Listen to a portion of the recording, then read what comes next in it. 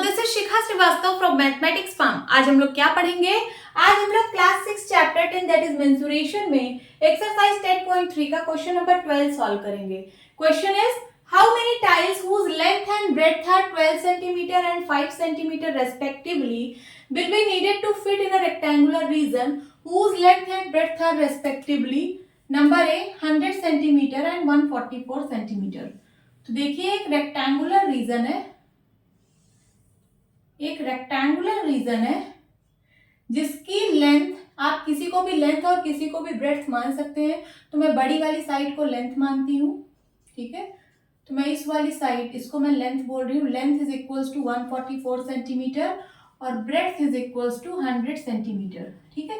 ये एक rectangular reason है, ठीक है। और टाइल्स की लेंथ और ब्रेड्थ गिवन है। मैं यहाँ पे एक टाइल बना रही हूँ, ये एक टाइल मैं बना रही हूँ।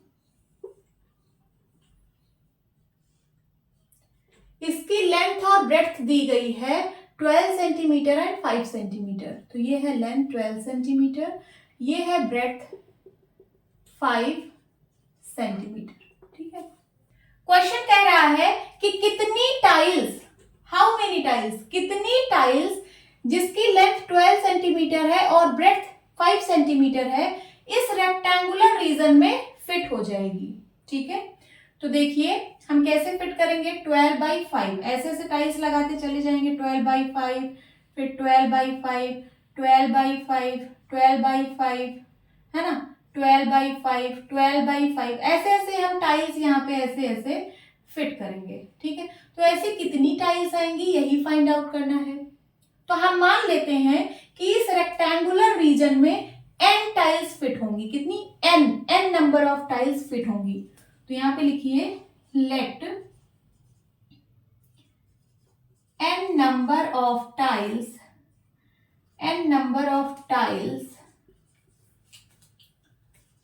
will be needed to fit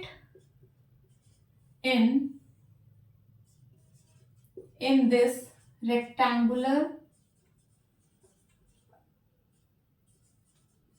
reason, ठीक है।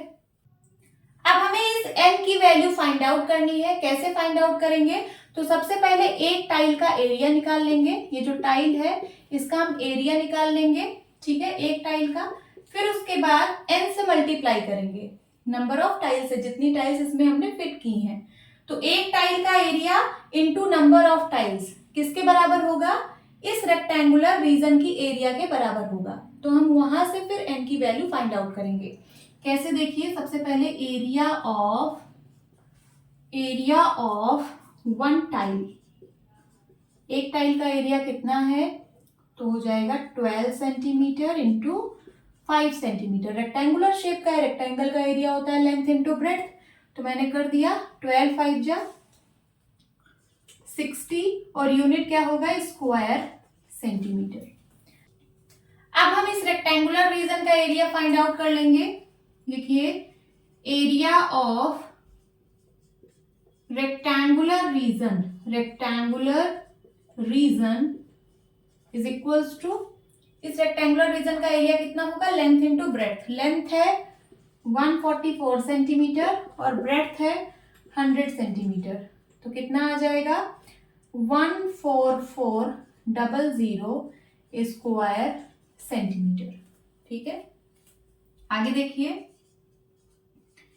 Area of one tile into n, area of one tile, ठीक है। वन टाइल की एरिया से जब हम n को मल्टीप्लाई करेंगे, n क्या है? n है number of tiles will be needed to fit in this rectangular region. हमने मान लिया है कि यहाँ पे n टाइल्स हम इस रेक्टेंगुलर रीजन में फिट कर सकते हैं, ठीक है। तो area of one tile into n करेंगे तो वो किसके बराबर आएगा? वो इस रेक्टेंगुलर रीजन के एरिया के बराबर आएगा। लिख लीजिए is equals to area of rectangular region, ठीक है। सो n की वैल्यू कितनी आएगी? Area of rectangular region upon area of one tile. लिख लीजिए area of rectangular region upon area of one tile. Area of one tile is equals to rectangular region का area है 14400 upon one tile का area है 60 और unit दोनों की है स्क्वायर सेंटीमीटर। यूनिट कैंसिल हो जाएगी क्योंकि दोनों स्क्वायर सेंटीमीटर में है। इसको सिंप्लीफाई करेंगे, 0 से 0 कट गया, 6 से सिंप्लीफाई करिए, 6 1 जा 6, 6 2 जा 12, कैरी आया 2, बन गया 24, 6 4 जा 24 और फिर कितना 0 1 0 और तो कितना आ गया 240। n की वैल्यू आ गई 240, लिख लीजिए n इज इक्वल्स टू 240। और n क्या है, तो n जो है वो नंबर ऑफ टाइल्स है, number of tiles that will be needed to fit in this rectangular reason.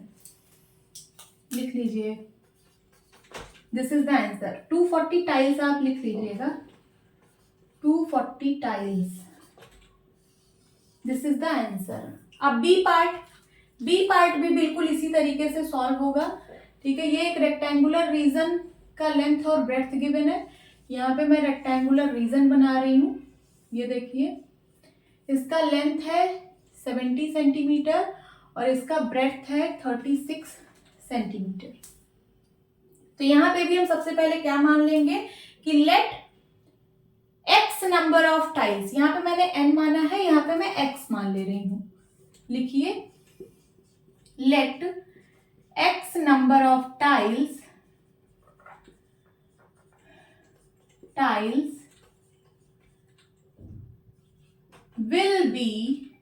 will be needed to fit in this rectangular region। सबसे पहले आप इसको नोट डाउन कर लीजिए, तो मैं इसको इरेज कर दूं, यहाँ पे स्पेस कम है, लिख लीजिए, मैं इरेज कर रही हूं।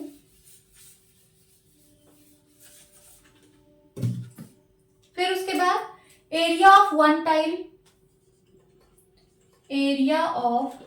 वन टाइल, इसका एरिया हम लोगों ने निकाल ही लिया है, कितना आया है 60 स्क्वायर सेंटीमीटर। डायरेक्ट आप लिख सकते हैं 60 स्क्वायर सेंटीमीटर। देन उसके बाद एरिया ऑफ रेक्टेंगुलर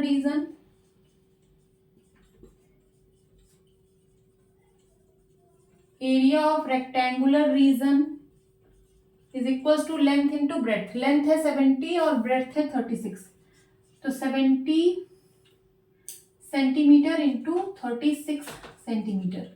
मल्टीप्लाई करिए, 70 इंटू 36 को 7 से मल्टीप्लाई करना है, 7 6 जा 42, कैरी आया 4, 7 3 जा 21 और 4 25, 2520 इज इक्वल्स टू 2520, एक जीरो भी था ना, तो 2520 स्क्वायर सेंटीमीटर। ये आ गया रेक्टेंगुलर रीजन का एरिया। अब हमें फाइंड आउट करना है कि कितनी नंबर ऑफ टाइल्स इस रेक्टेंगुलर रीजन में हम फिट कर सकते हैं, तो उसको मैंने माना है x। ठीक है, ये देखिए, यही टाइल फिट करनी है, ऐसे ऐसे हम टाइल लगाते चले जाएंगे। ठीक है, और हमने मान लिया कि ऐसे हम x टाइल्स इस रेक्टेंगुलर रीजन में फिट कर सकते हैं।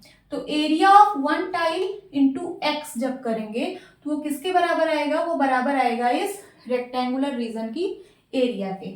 लिख लीजिए,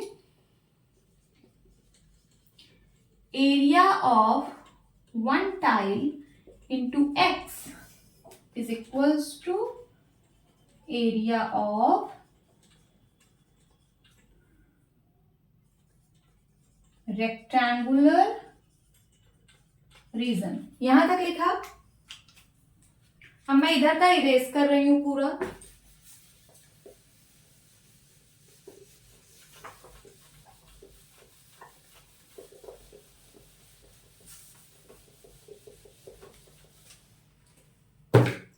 अब आप क्या लिखेंगे, x is equals to area of rectangular region, area of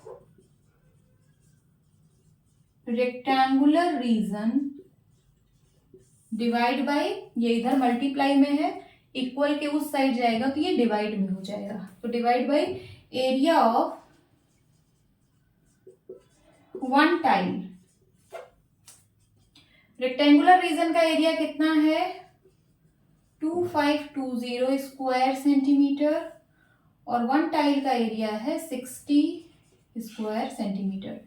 unit cancel हो जाएगी क्योंकि दोनों यूनिट सेम है, स्क्वायर सेंटीमीटर से स्क्वायर सेंटीमीटर कैंसिल। इसको सिंप्लीफाई करिए, 0 से 0 कट गया, 6 1 जा 6, 6 4 जा 24, कैरी आया 1, बन गया 12, 6 2 जा 12, कितना आ गया 42।